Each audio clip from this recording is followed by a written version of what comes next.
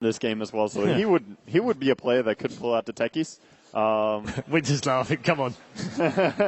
It can happen, Winter. Are you gonna smile? Yeah, because when you mentioned crazy, that's the first guy. And they actually they saw eHome being completely, caught off guard by the Tekis pick yesterday. So it could also be a thing. From eHome, if you're looking for a surprise pick from eHome, if I had to bet, it would be on the Draw Ranger. As I said, I think it was yesterday, they do play a lot of Draw Ranger strats, and they've been doing it without Visage. Just they used to run some Draw Pugna, lineups like this where they just go and they push all the time, and they force the issue very early, and they just catch you off guard because you're not ready to actually defend your base damage in, but they're going to go for it if you're not ready. Yeah. Okay. Any final thoughts, Wega? No, I just want to mention again that Luna, she's going to keep being a relevant hero here. It won't fade off. After it started here in the later stage of the main event, it will keep going. Okay. Just checking my little list that we've been keeping throughout the tournament. There's a number of players who started off this tournament that had a chance of winning a second one. We've obviously lost a couple more players now, of course, with Secret gone. It now means we have just 2 players left who can repeat. That's Zhao 8 in LGD and Hao, who's in Vici Gaming. So there's only 2 left, and if we lose them out of this, then we're down to 1. I mean, we just need one. Well, we do just need one, but it becomes much harder just to get one guy through to the final. It just goes to show how difficult it is to repeat. It's a storyline that we followed all the way through. Obviously, it came into the group stages, and we were talking about it back then, and obviously with Chobra here. And we've been talking about it all week as well. And I know some people have sort of said, why do you keep talking about it? Well, because it's an important thing. It's one of those things that the players want to do as well.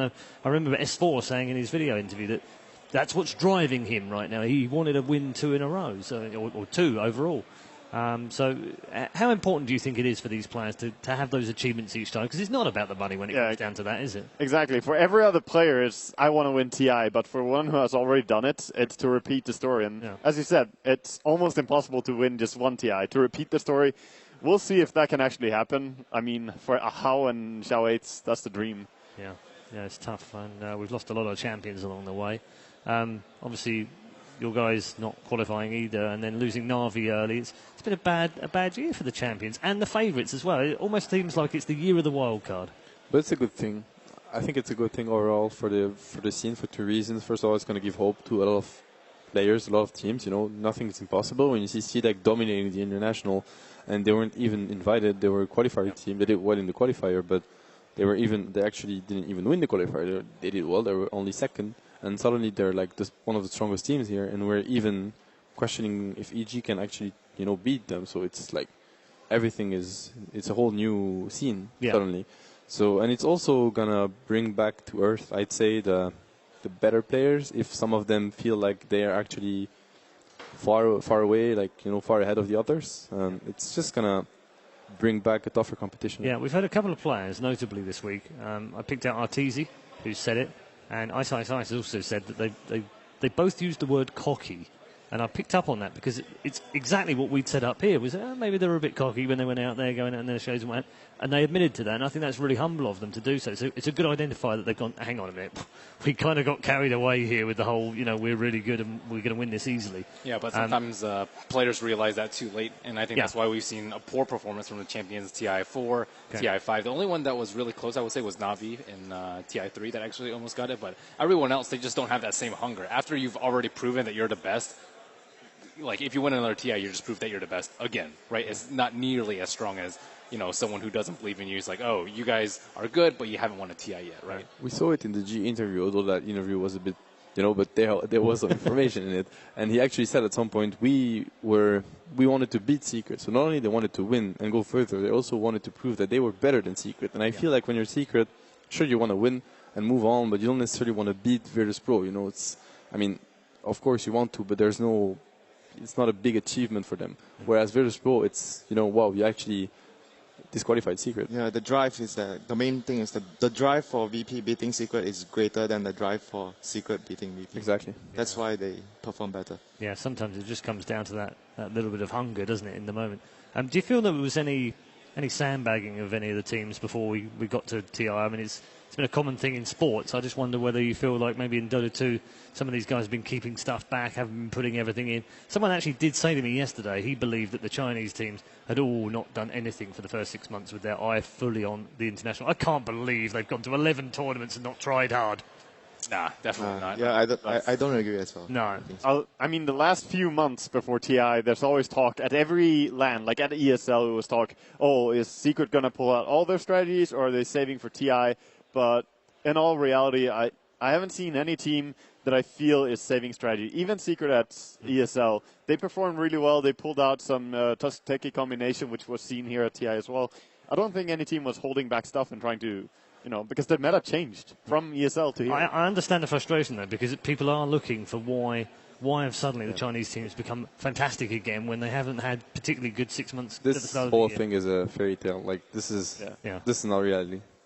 You always want to win in Dota. You're not like, I'm gonna lose for 6 months and then, I have this master plan. What if you just lose at TI? Then you're like, you look like a fool, basically. Yeah. And you lost everything on the whole, You always try your best because they're all competitors. They're like the toughest competitors. Okay, very quickly before we go into the draft, 1-1 or 2-0, you two? 1-1. 1-1. 2-0. Wow, okay. A difference of opinion on the analysis desk. Who'd have thought?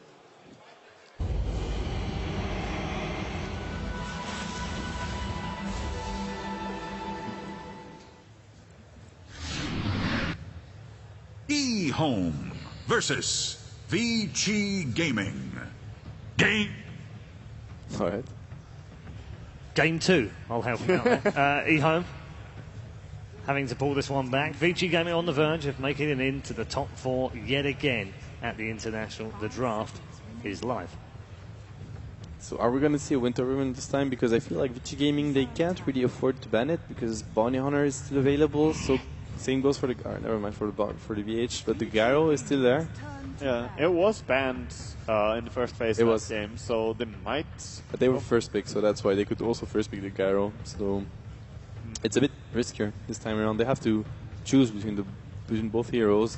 On the other hand, if they do let the Winter Wyvern and E-Home first picks it, they can go for the Dogs here. So there's this Winter Wyvern Darkseer. If you get mind game we've seen. There is, but you can also get Gyrocopter Darkseer, which is also super strong if they rate Winter Wyvern that high.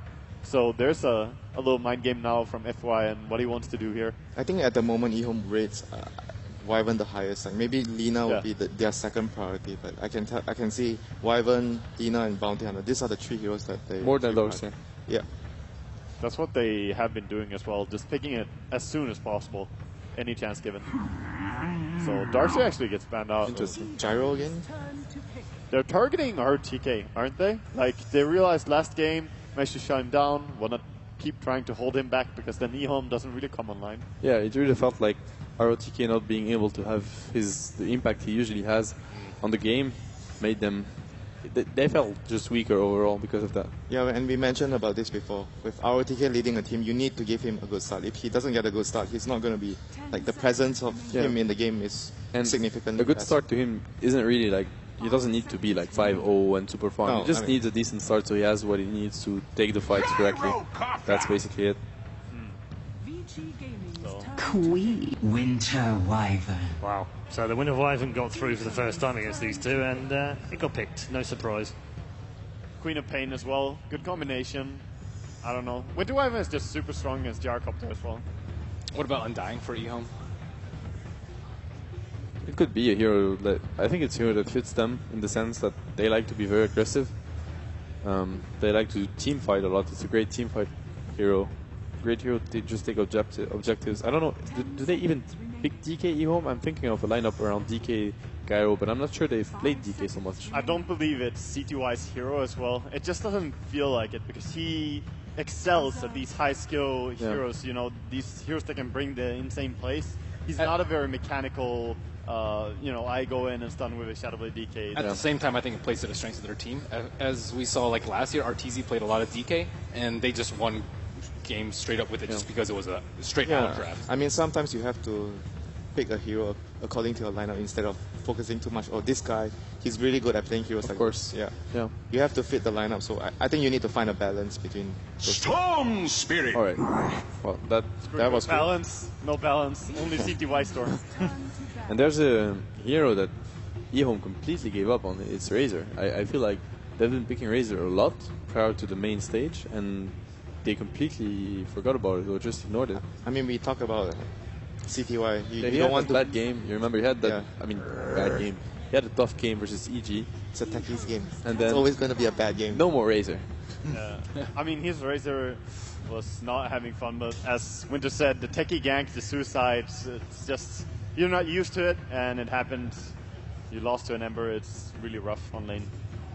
Storm Dazzle, has been super successful so far. he has been, every game, and it's not just about winning or losing, it's about the impact he has in the game. Like, it really shows how his initiation can be super important for a team. Definitely. Because he can start the fight, and then Gyrocopter or any other hero that you have behind can just roll in and take the fight much easier as the enemies kind of spread out. I think the bigger reason why he's so successful is, I think Loda mentioned previously, teams have been prioritizing and picking two cores, like a double core, dual core lineup, and Storm at the same time, he's a core that can control the game, can He's one of the best. act as like a ganker as well. Yep. He's just there's so much usage of the hero, and he secures the late game. You feel safe when you have Storm plus Gyro. Yeah, and the other team, they have to feel pressured when you know that the Storm is going to get farmed.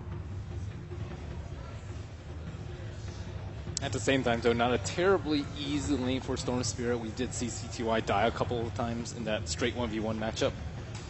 But Winter Wyvern, pretty good versus them. I'd be pretty happy if I were VG.